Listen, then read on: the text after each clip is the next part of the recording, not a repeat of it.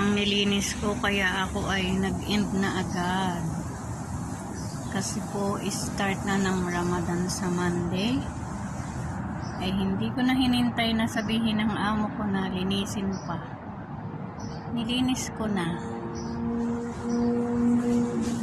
Baka sakaling dagdagan tayo ng sweldo, diba? Pagkusa ng linisin. Diba mga kalalabs? Ayan, linis-linis na ng tent.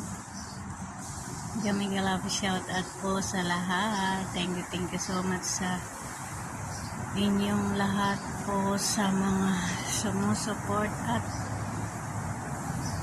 nanonood ng aking mga video. Ayan, diba ang linis-linis na, oh.